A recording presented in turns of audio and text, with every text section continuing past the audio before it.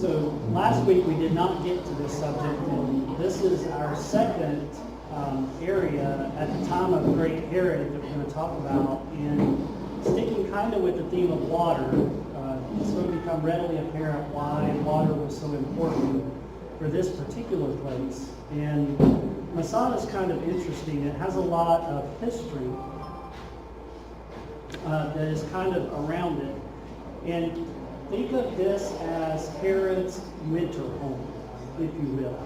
So we talked about Caesarea Maritima and being the summer home on the Mediterranean, and this was more of his winter home and also a large fortress. And it was very strategically built for Herod and for the Roman army.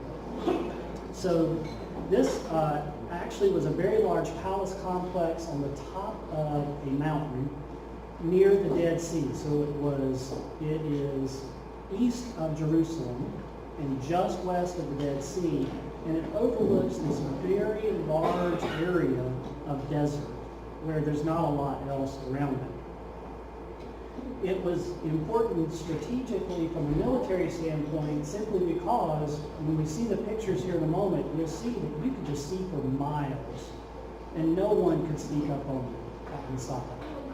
And if you haven't figured out yet what we were talking about with Herod last time, and from the stories in the Bible of Herod was just kind of afraid that somebody was going to do him because of just the way he ruled. There were food storages enough, and honey's going to play a role here in a little bit. That's just a little teaser. But there are food storages enough in Masada that you could keep 1,500 people watered for 7 years, and you had food enough for them for 5 years in this area. And we'll talk about how they did that.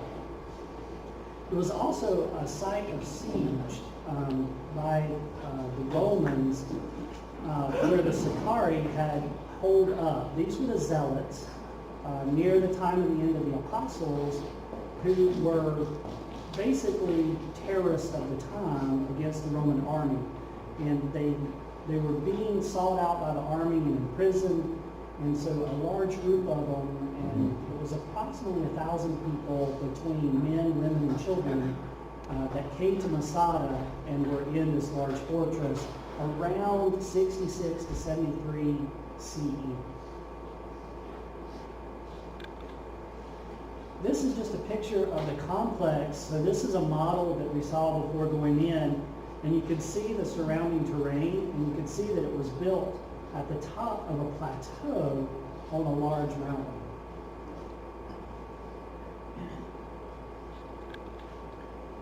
So we've already talked a little bit about the siege and the Sicarii, and one of the biblical relevances of this is that John the Baptist was among their members at one time.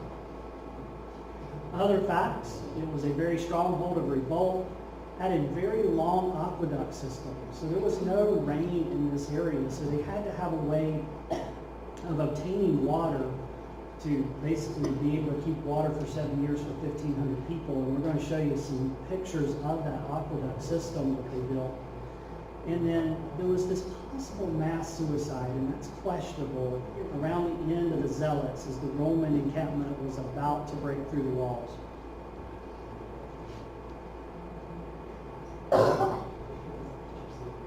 So here is some wall paintings that are still in existence today that are from the time when this was built. And you can really see some of the beautiful just colors that are part of that, and they've been restored.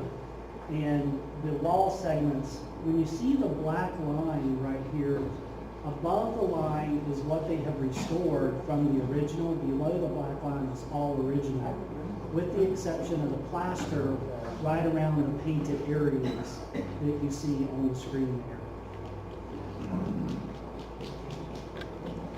This is a model of the palace structure. So the plateau that we saw earlier, on the western edge of that plateau, there were actually 3 levels of palace structure.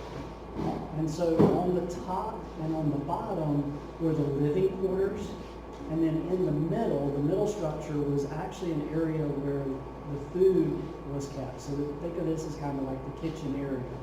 So this was a very, very large complex. And the picture on the right is actually one I took as leaning over the edge of the mountain and looking down on that actual middle structure there. And you can't quite get the picture of the depth, but the middle structure was about 3/4 of the way up to the top, and then the bottom structure was about halfway up the mountain. And I would say it's approximately 1,000 feet in height from the base to the top of the mountain. So this was a good ways up. And you could see some of the architecture that they were able to build out, even in such a remote area as where we're going to see that Masada actually is. At the time of between 66 and 73 CE, the Zealots were holed up in Masada, and the Romans came and surrounded the mountain. Now initially, as you can see from the other structures, it would be very easy if you had a large boulder, about the size of a basketball or maybe a little bit larger. As a Roman was walking up the hill, you could see them coming, and what could you do with the boulder? You just drop it over the edge, and that would take care of that Roman soldier. And a lot more. And so this is how the Zealots actually defended the fortress, and this is how Herod planned on defending the fortress. It was all about that strategic location and being able to see people coming. So these Roman encampments, you can still see the structure and the outlines of the encampments today. And that's one that we see here.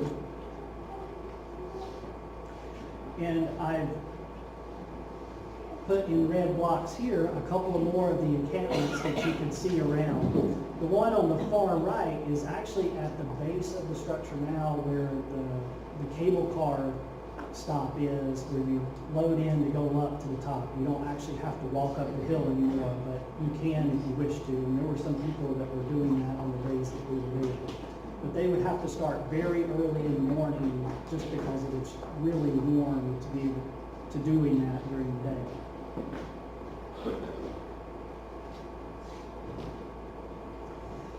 So the Roman encampments were around it, and we'll come back to that here in a second. But what we also see here is we see an aqueduct structure. And I know as I put this picture up here, it's kind of hard to see, but you can imagine a straight line right through the middle of this ridge here on the left. And the water was being collected all the way from the area of Jerusalem, which is approximately 20 miles away by straight shot. So all of the water that was coming in off of the area of Jerusalem would drain down through these valleys, and it would be heading towards the Dead Sea. And so the Romans, what they did is they created an aqueduct system that was not just one layer, but was 2 layers. So as the water traveled in the upper layer, any that spilled over would be captured by the second layer, and then all of it would make its way to Masada, where they had these large cisterns, and they had approximately, I think, 14 or 15 cisterns where this water was collected.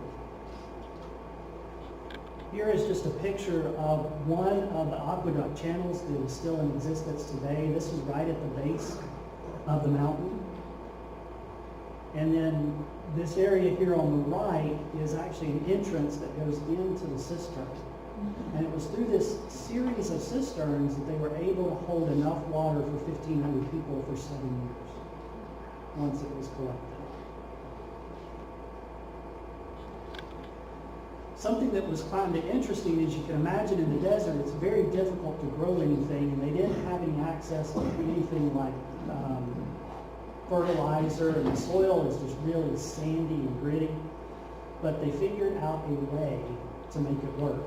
And so what they had built is they had built these things called columbariums. And we all think of columbariums as being places where you put ashes. But these are areas where the birds would come, and they would raise birds, and then they would collect the feces of birds, and that became what they put into the soil to allow them to grow enough food to keep everybody fed within the area. And of course, these large cisterns, then they had enough water to be able to irrigate their crops, even within the area of Masada.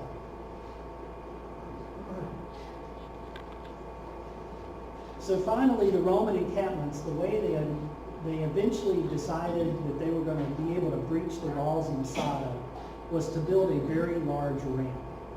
So you have this tall hill, and they built a ramp of dirt, and they just mounded up dirt until they got up to the walls. And the ramp is still there today. You can still see the ramp, and there's a path that you can walk along.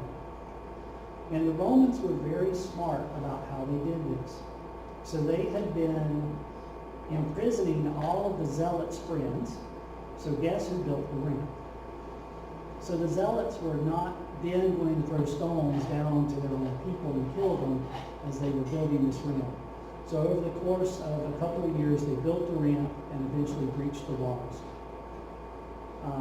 And we can talk about the story of the zealots and their end. The general rule of thumb is that they committed mass suicide, but there have not been found but I think 5 skeletons within the complex of Masada. And so there's question mark as to, number one, how many people were there? Did they actually commit suicide? Because the only other place where they found a mass grave was about 2.5 miles away, and they found, I think, 24 bodies or skeletons in that area, and that was it. So out of the approximate 1,000 people that supposedly committed suicide before the Romans could breach the walls, only 24 to 30 people or skeletons have been found today. I'm going to turn it over to you. Why don't you finish yours? Okay.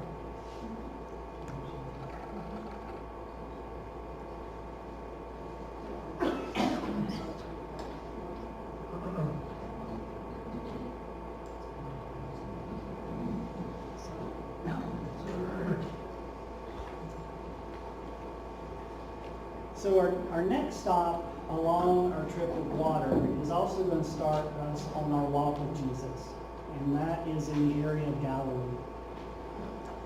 And in the area of Galilee, we stayed in an area just off of the Sea of Galilee called Nath Gennesar Genneset. And Gennesets are kind of like collectives. So in this town or this area, basically people would share food and share resources and then be able to survive together. And at Nath Gennesar, there's a museum there that is the Museum of the Jesus Boat. This is located near the city of Tiberias. So if you look on your maps, you can see where we are on the Sea of Galilee, near the city of Tiberias. The Jesus boat is a boat that was found in the mud of the Sea of Galilee that is from the time of Jesus. We don't know that this is the actual boat that Jesus would have ridden on, but it is a boat that is from that era, that has been dated back to that era, and we have a true picture or true understanding of what their boats were like at the time of Jesus, the Peter, and the disciples. And on the right, you will see the actual Jesus boat that has been reconstructed in the museum. On the left is a model of what that boat would look like in its day. So you would have the mast, you would have the two ends of the boat, and then you see the boat here on the right-hand side. I would say that this is approximately about the size of a 20 or 22 foot boat. It's not very large. And as you can tell, it's fairly shallow in its draft. And so you can imagine that on the waves, if you've ever been on a boat, how much these boats would rock, and especially with the weight of the mast on top. What is really neat is how they came up with a way to get it out of the mud. So it's been there for 2,000 years, it's been covered in mud, and the wood is protected. And as soon as you expose that wood to the air, what happens to it? It is broken down and it is gone. So what they did is they dug out around it, and then they used spray foam, like spray foam insulation, to cover the entire structure, and then put these other bars in there so that they could lift it out of the mud. And in the background, you can see them lifting it out on the Sea of Galilee on the day that they were able to bring it out. And then they would clean it, they cleaned it all off, preserved the wood in an area without humidity so that it could be on display today.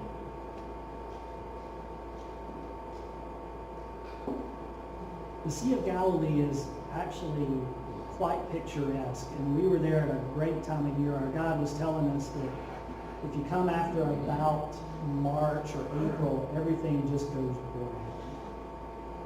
But we were there in January, and this is more of the rainier time of the year, so you see a lot of green around the Sea of Galilee, and it is a very picturesque lake. It is not a true sea, it's just a lake surrounded by these mountainous areas.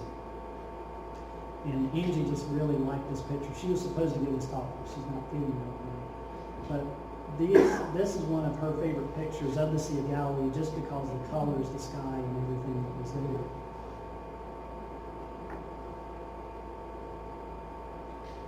The city of Tiberias was located just south of where we were staying, so once we were out on the sea, you could actually see the city of Tiberias here on the hillside. And so we just wanted to give you a picture of what this kind of would have looked like.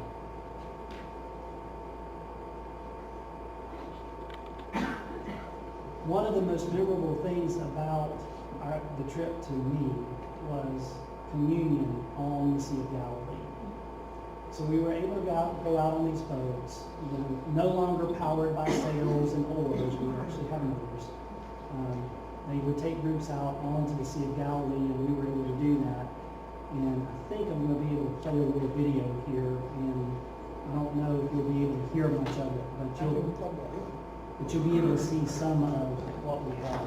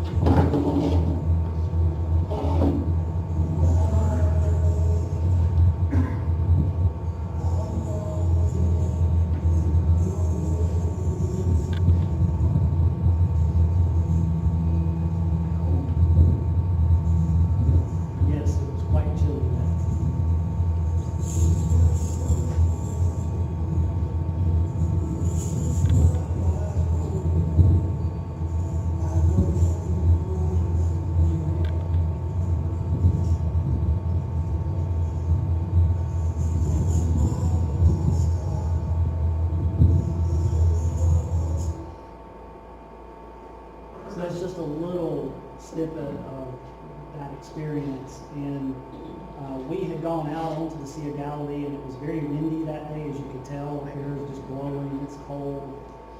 It rained on us a little bit, and then it would clear up. And going out, it was kind of rocky. And then once we stopped for communion and you turned the boat, it was just calm. Nice and calm, beautiful. It was a very powerful moving service. They did. So raise your hands. How many of you have heard of Tagbha?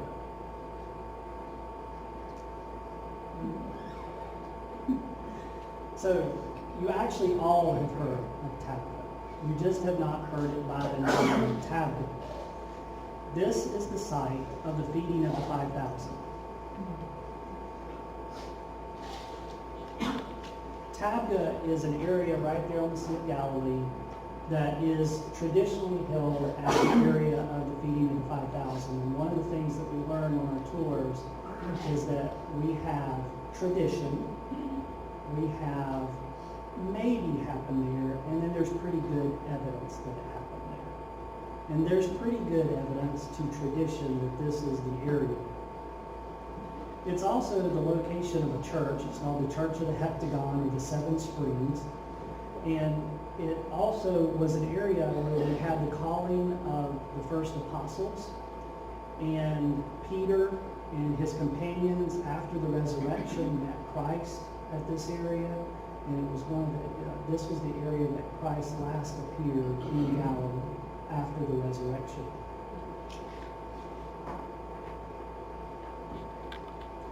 This is the church of the Heptagon, and it was a beautiful sunrise that morning. We were there at about 9 or 9:30 that morning. The sun was coming up, the clouds were breaking, and this was just, we thought, a great picture of the church. And in the background, right in that cloud, you can barely make out the cross on the top of the church.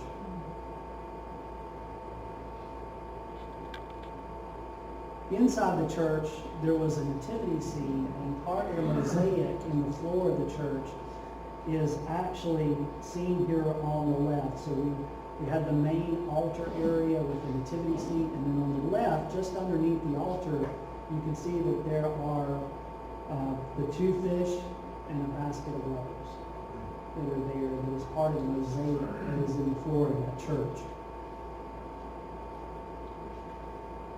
One of the beautiful things that we saw over and over again in the Roman architecture that I mentioned last week were the mosaic tiles, and what they were able to create out of these tiny little tiles that they built. And so what we have here on the right is a mosaic from about the time of Christ, and then on the left, we just tried to blow up the picture enough so you could kind of get an idea of the amount of artwork that goes into one of these mosaics. And then also see the Roman influence and Greek influence of the tiles even within the churches and the synagogues. And this was a reoccurring theme as we went to multiple areas to see that there was some of the Greek mythology coming into the flooring that was in those worship spaces at that time.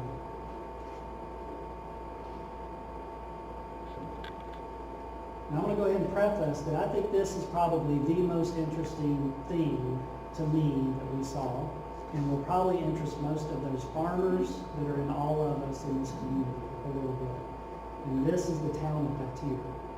Battir is a Palestinian town, and there are 8 families that basically have owned most of the property in this town for hundreds of years. It's a small agricultural village. It's built along a valley with terraced areas for growing agricultural products. And it uses a Roman aqueduct system that comes from about the time of Herod to deliver water for irrigation for this entire area. Each family has a day of the week. And I said there are 8 families. So yes, their week is 8 days long. So each family has a day of the week to use the irrigation for the purpose of tending their own crops within that area.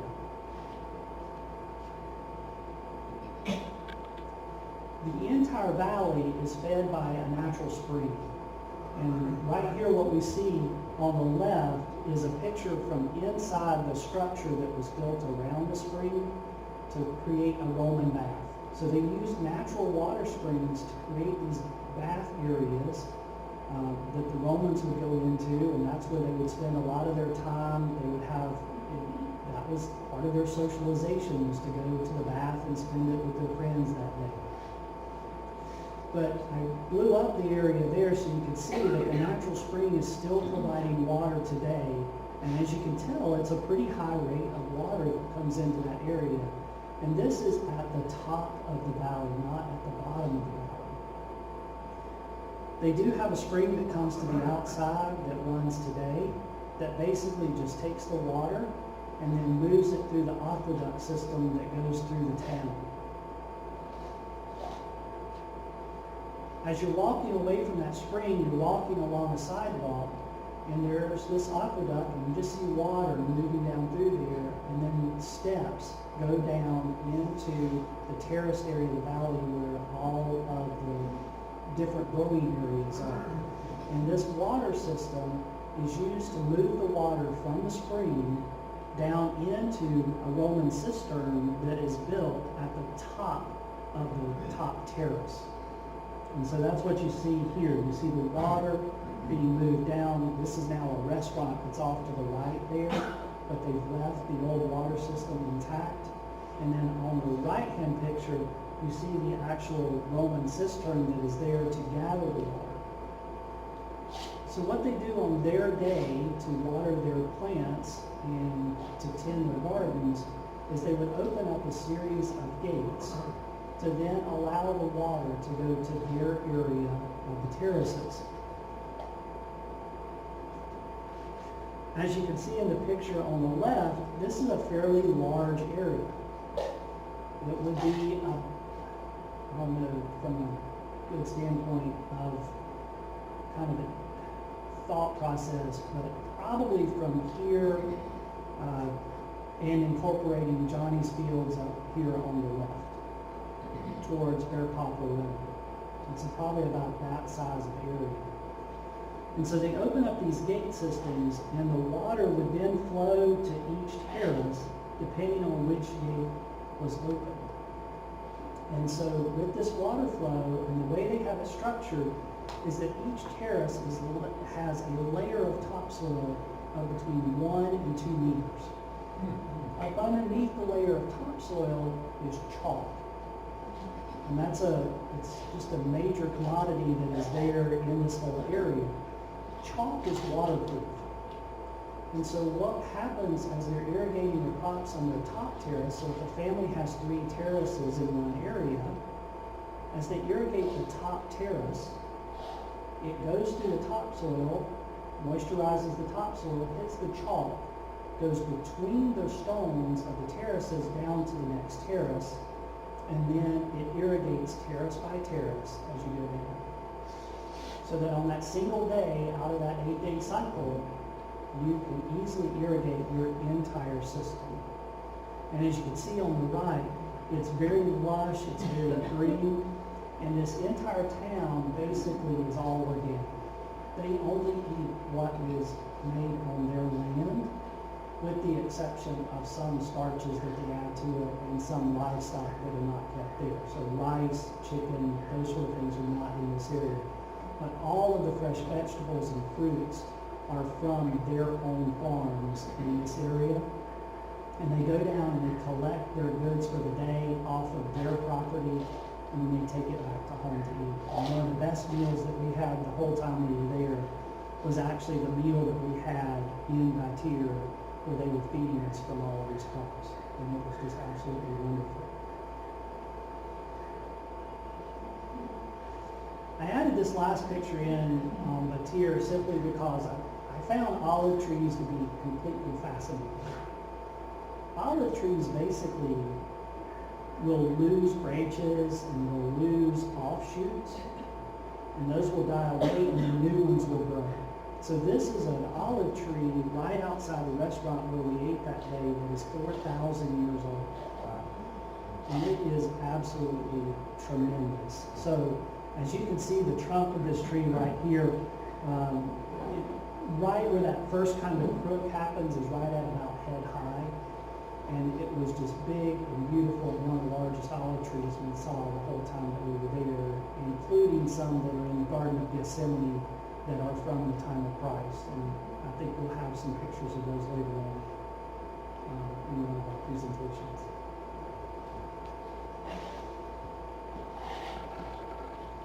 I'll share a couple other thoughts on Battir, if you're done on that. Battir, if I remember, is a World Heritage Site. And that becomes part of the conversations that they shared with us. It's been hundreds of years that these families have been running it. It goes back, that agricultural irrigation system goes back 2,000 years or more. And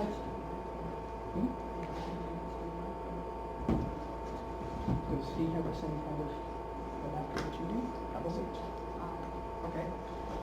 One of the things that comes up with Battir is that it's in the Palestinian territories. It is not Israeli citizens.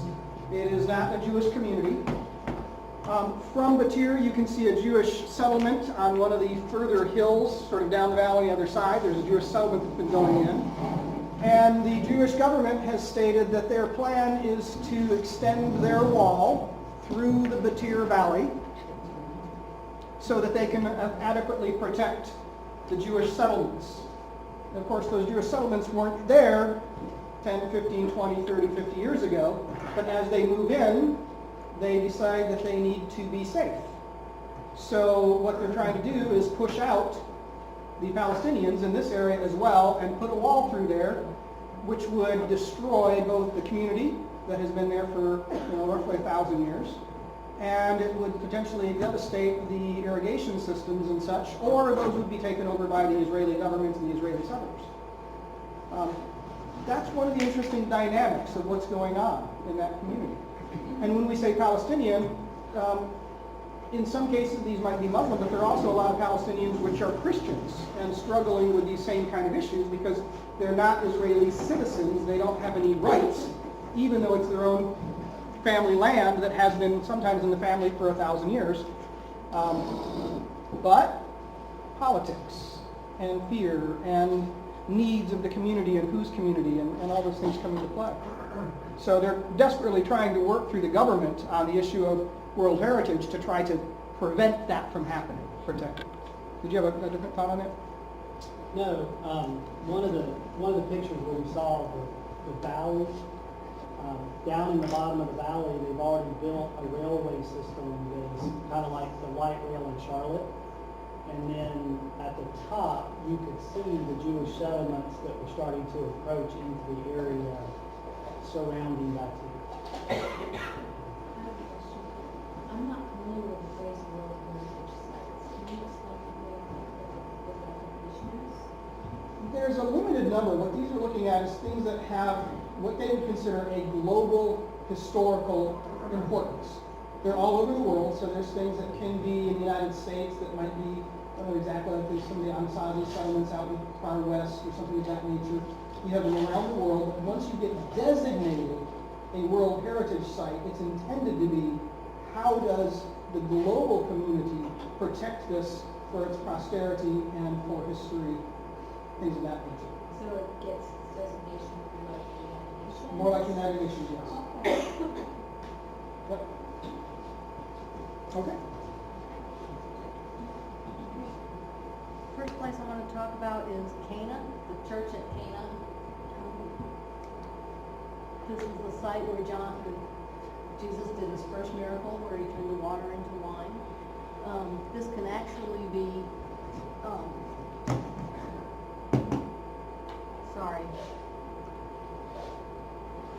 actually there's 3 different places that they are thinking could possibly be the church at Cana. This particular one right here actually has got some relics beneath it that date back to the 1st century, but there's been a recent archaeological dig that's happened in another state that they're thinking also has great promise. This particular one had some axes that kind of almost are in the shape of a cross underneath, which is one of the reasons why they think this might have been the site, as well as some of the water jugs were like things with flagstones underneath. So they're thinking there's a possibility, and this is, like Jason said, this is tradition, not necessarily fact.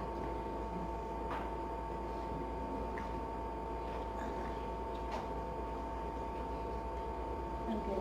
This stone jar here was found in the ruins underneath this chapel from today. As well, on the left-hand side is a view underneath the ruins of the church where you can see some of the foundation from the earlier area.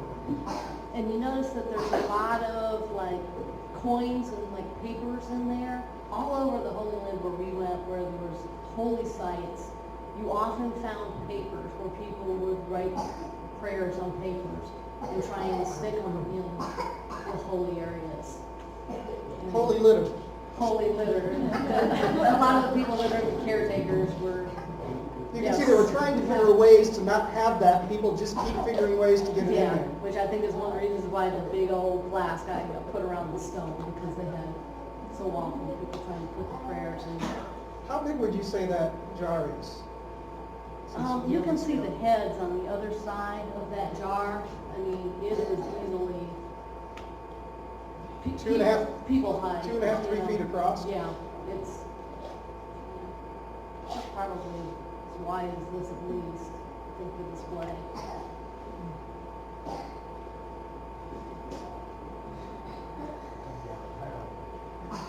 Yeah, stone barrel. Next place I want to talk about is the Church of the Beatitudes. Again, this is another one where we don't necessarily have the exact place where the Sermon on the Mount was given, but this is tradition as to where they feel it was. It was off the Sea of Galilee. It's back up a ways on the mountain.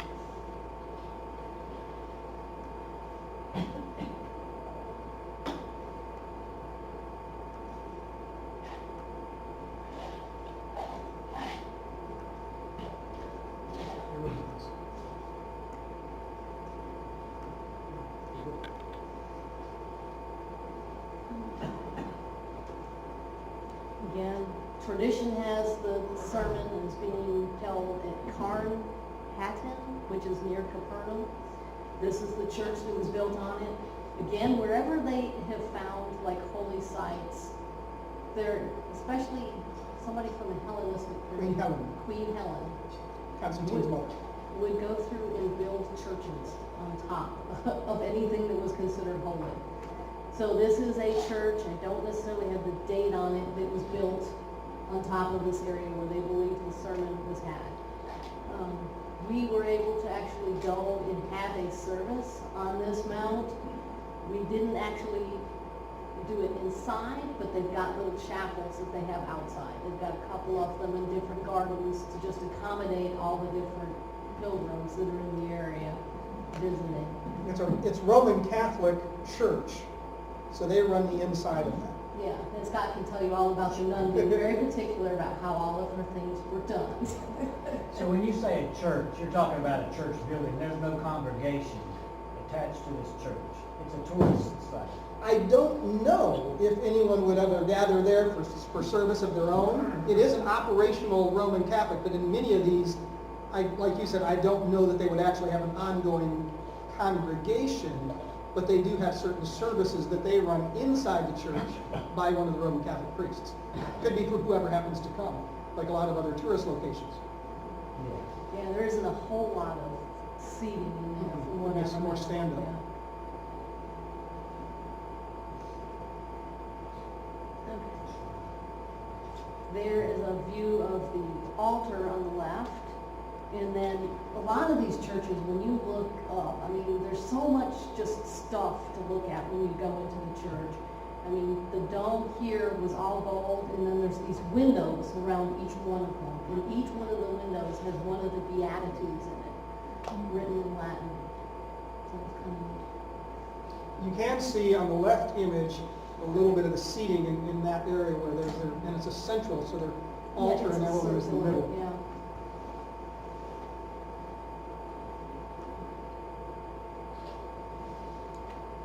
This is actually from our service. It was a windy day there. It was quite windy on the outside. It was very cold. I wish we were inside, but we weren't. But it was just a very neat experience to be able to have a service on the same mount where Jesus, theoretically, where Jesus gave his sermon on the mount.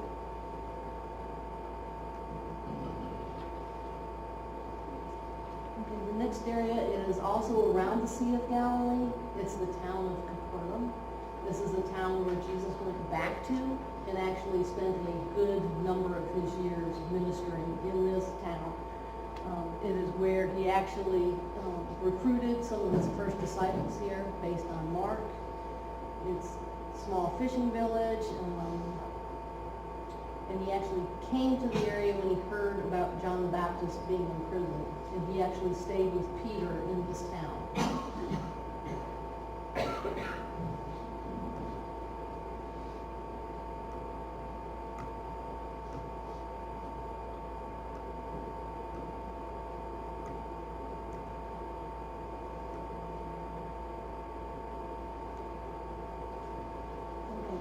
This is a very neat building right now.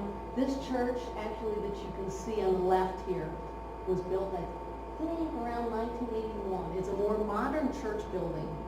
But what it was done, it was built on the top of Peter's home. It's called Peter's home because women could not own property. But actually that house that is underneath this church was owned by Peter's mother-in-law. They found the whole building there dating back from the 1st century, and then a church was built on top of that area, and that dated back there, but it was not quite as old as the 1st century. There are over like 300 inscriptions that are Christian. I mean, some with boats, some basically, bless us, Lord Jesus,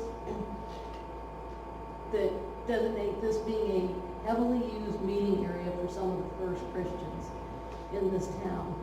And another neat thing about this modern church that was built on top of it, one of the things they did is to protect the ruins and all the excavation, is they cantilevered this whole church above this. So on the right there, you can see some of the older rocks and stuff from the earlier excavation. And basically this cantilever system is made so it's weatherproof, earthquake-proof. It should protect the ruins that are underneath without ruining those, even if the building has problems. It's a Greek Orthodox cathedral building kind of thing in a style that you would never expect from Greek Orthodox because it's so modern, but it's really an interesting blend of those two kind of ancient and new. This is a synagogue that is right outside of Peter's house, and right outside the area where that earlier church was. The part that we're looking at right here, the white, this dates back to about the 4th or the 5th century.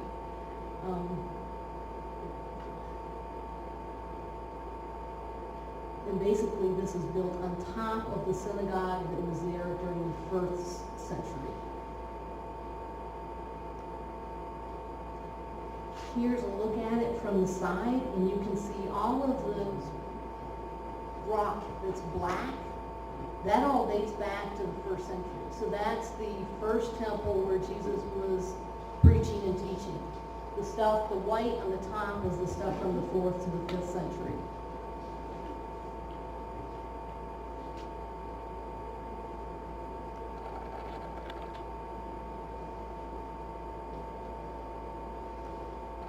And that is it. That's all I've got.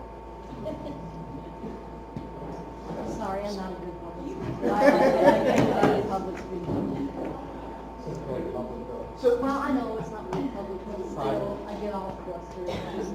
So that is our story of the story of water, the short version of some of the story of water in places where water wasn't and water still is there in Israel and Palestine. So we invite you to come back next week. We will have another topic and we will go from there, but we thank you for joining us tonight. And we are within just a few moments, so I know our choir is getting ready to go. We wish them well and invite you to come back in 1 more week. And if you didn't know, we're trying to record all these. They're now up. The things that we've been doing, they're up on YouTube. There's links on our Facebook page and on the website, so you can figure out where the YouTube videos are so you can watch or catch up and things like that. So, Thank you. peace be with you.